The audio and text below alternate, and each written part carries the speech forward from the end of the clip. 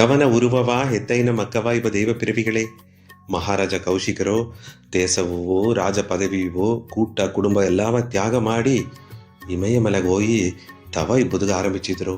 ಶಿವಪೆರುಮಾನ್ನ ನೆನಪು ನೋಗಿಯೇ 1000 ವರ್ಷವೂ ಕಡಿದು ಹೊತ್ತು ಬಿಟ್ಟು ಎರುಕು ಕೆಟ್ಟು ಮನಸ್ಸ ಒಂದು ನೆಲೆ ಮಾಡಿ ಶಿವ ನೆನಪು ನೋಗಿಯೇ ಇಪ್ಪನೆ 1000 ವರ್ಷ ಹಿಂದಾಡು ಶಿವಪೆರುಮಾನ್ ತನಗ ಕಾಚಿಯೇ ಕೊಟ್ಟರು.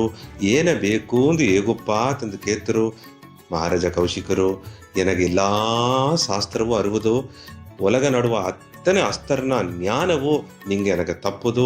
ಆ ಅಸ್ತ್ರ ಶಸ್ತ್ರ ಶಕ್ತಿಯ ಎನಗ ಮುಳುಸ ನಿಂಗ ಎನಗ ಅರುಳ್ ಮಾಡುದು ಅಂತ ಕೇತರು. ಅದನ್ನು ಪ್ರಕಾರ ತಥಾಸ್ತು ಒಂದು ಶಿವಪೆರುಮಾನ ಏಯಿ ಎಲ್ಲಾ ಅಸ್ತ್ರ ಕಲೆಯು ಕತ್ತು ಬಂದರು.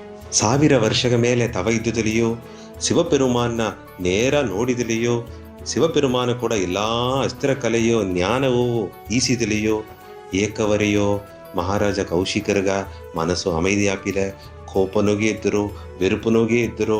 ಎತ್ತಿಯಾವುದು ತನ್ನ ಕೂಡ ಜೇಚಿದ ವಶಿಷ್ಠ ಮಹರ್ಷಿ ಕೂಡ ಸಂಡಾಕಿ ತನ್ನ ಪಳಿ ವಾಂಗುದು ಆ ಎಣ್ಣೆನೋಗಿ ಇದ್ದರು.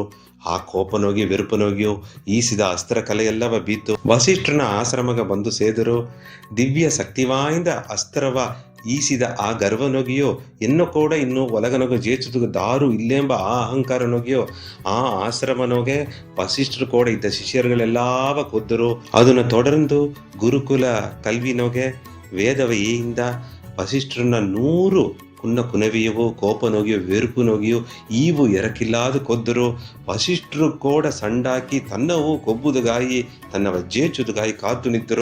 ಈಸ ಒಂದು ಅಕ್ರಮ ಅಮೈದಿ ಆಡುವ ಆಶ್ರಮನ ನಡುನೆ ಪಕ್ಕದ ಒಂದು ಕಾಡುಗ ಮಹರ್ಷಿ ವಶಿಷ್ಠ ಅವರು ಮೂಲಿಗೆ ಎಲೆಯ ಕಿಪ್ಪುದುಗಾಯಿ ಹೋದವಕ ತಿರುಗಿ ಬಂದರು. ಈ ಆಶ್ರಮನ ನಡೆದ ಸಂಭವೆಲ್ಲವ ನೋಡಿ ಕಣ್ಣೀರು ಬಿಟ್ಟರು. ಈ ಕಥೆಯಾಂದವು ನಡೆದ ಸಂಭವಾಂದವು ಎಲ್ಲ ಒಂದು ಜ್ಞಾನವ ಅರುವುದು ಅಂದಲೇ ಸೋಮಿಯ ನೇರ ನೋಡಿಲಿಯೋ ಸೋಮಿ ಕೋಡವೇ ಇದ್ದಲಿಯೋ ಮನಸ್ಸು ನೊಗೆ ಗವ ತುಂಬುಲೆ ಎಂದಲೇ ಕೆಟ್ಟ ಎಣ್ಣ ಇಂದು ಅಟ್ಟುನೇ ಅಟ್ರ ಸೀಲೆಯೂ ಮಂಡ್ರೆಯೋ ತುಂಡು ಮುಂಡು ಹುಟ್ಟ ಸತ್ವಗುಣ ಮಕ್ಕವೇ ನಾಯಿಗ ಈ ತುಂಬಿದ ಗವದ ಸೋಮಿ. ಮಹಾರಾಜ ಕೌಶಿಕರಿಗೂ ಮಹರ್ಷಿ ವಶಿಷ್ಠರಿಗೂ ನಡೆದ ಸಂಡೆಯ ಪತಿಯೋ ಅದನ್ನೊಗ ದಾರ ಜೇಚಿದರು ಎಂಬುದನ್ನ ಪತಿಯೋ ನಾ ಮಾತಾಡ್ನೆ. ತುಂಬ ಸಂತೋಷ, ಪೂರ್ಣ ಆಶೀರ್ವಾದ.